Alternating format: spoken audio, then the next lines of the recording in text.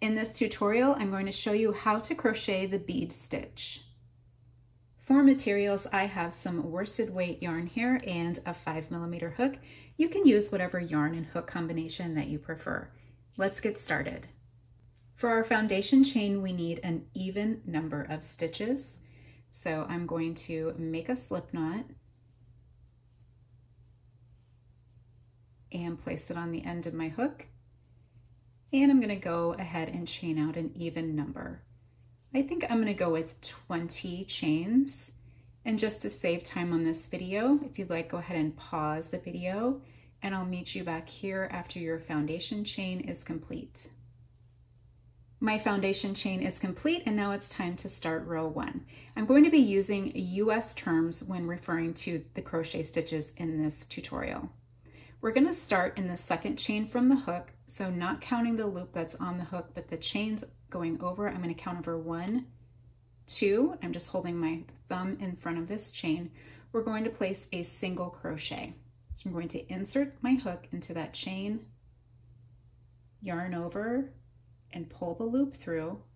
I have 2 loops on my hook, going to yarn over and pull through 2. Let's do that together a couple more times, working over into the next chain. I'm going to insert my hook again, yarn over, pull that loop through, 2 loops on the hook, yarn over and pull through 2. Let's do that together one more time in our next chain here. Insert my hook, yarn over and pull through, 2 loops on the hook, and yarn over and pull through 2. I'm going to continue making single crochets in each chain until I reach the end. So to save time in this video, if you'd like to go ahead and pause, I'll meet you back here at the end of row 1. I just placed my final single crochet in that very last chain. You should end up with an odd number of stitches and it should be 1 less than your starting chain. So for example, I started off with 20 chains and I'm ending with 19 single crochets. Now it's time for row 2.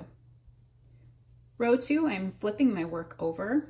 We're going to do that at the beginning of every row. And I'm going to chain 3 for my first stitch. This chain 3 counts as a double crochet and it will from this point forward. So I'm not going to work in the same stitch that I just chained out of. I'm going to place my next stitch in the second stitch.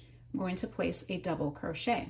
So I'm going to yarn over, insert my hook into that stitch going underneath both loops, yarn over and pull through, 3 loops on the hook, yarn over and pull through 2, and yarn over and pull through 2. Now I'm going to make my first bead stitch, and that stitch is worked around the post of this double crochet that we just made. So instead of working in the top of the stitch, we're going to be working around the stitch that we just made. So you're going to yarn over just like you did with a double crochet. I'm going to go around this stitch and go to the back. So I'll show you that again. Yarn over, go around the stitch from the front to the back. I'm going to yarn over and pull up a loop, bringing it back to the front. And I want to give this loop a little bit of room so it's kind of nice and tall. You can see here, you don't want it super tight right next to that post. You want to have a little bit of length here. And we're going to do that 2 more times. So I'm going to yarn over, once again, working around the post and going into the back, going to yarn over and pull up another long loop. Going to do that 1 more time again. Yarn over, insert around the post, yarn over and pull up a long loop. So if you count all of your loops out, you should have 7 altogether. So I have 7 here. And we're going to yarn over and pull through those first 6. So you want this guy, this very first one here, to kind of sit on its own. So we're going to yarn over and pull very carefully through those first 6. You may have to do a little wiggle to get it through, and you may drop your stitches at the first time. It's okay. So we have 2 loops on the hook, going to yarn over and pull through those two. Now I know that was a lot, so we're going to do this a few more times together.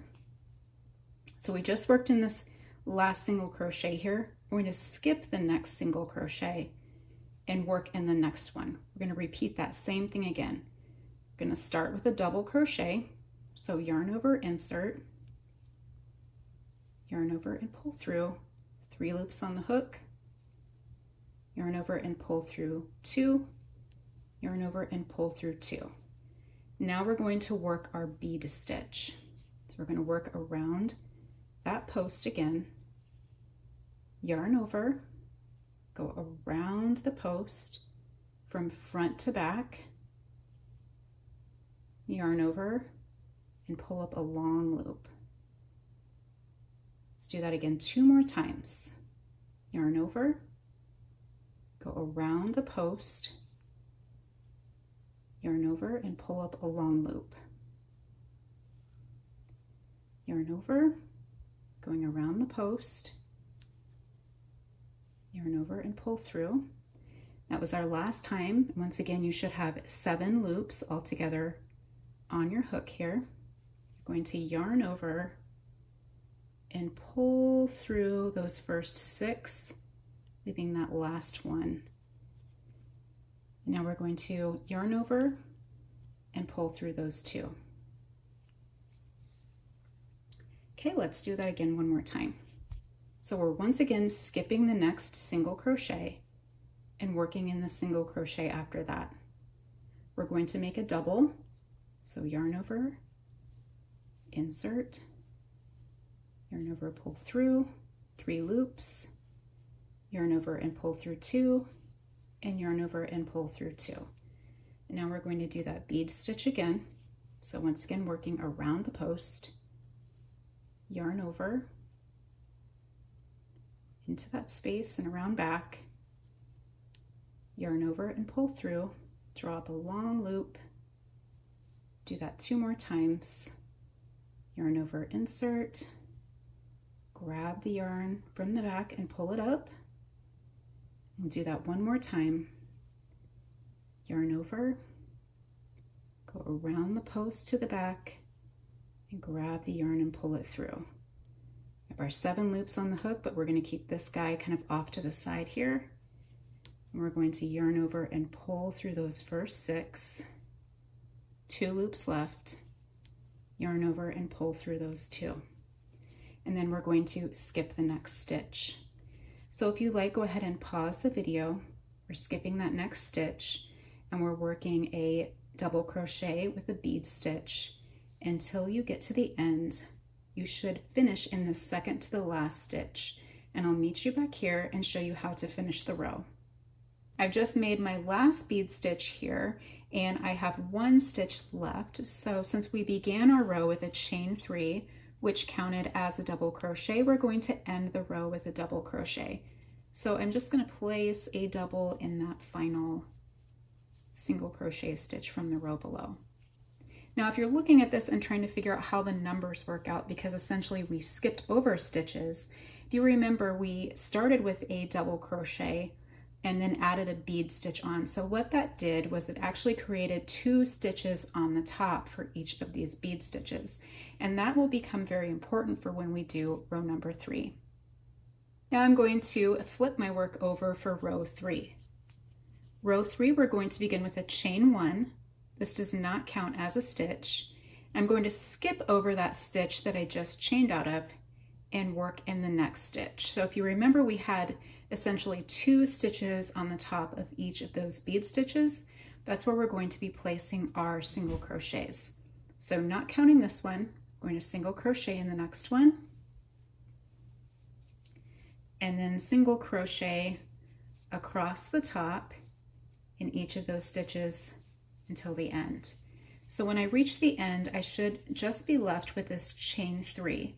So if you like, go ahead and pause the video, work single crochets all the way across the top, and I'll meet you back here at the end to show you how to finish out the row. I've just made all of my single crochets across the row, and now I just have this chain 3 left here on the end.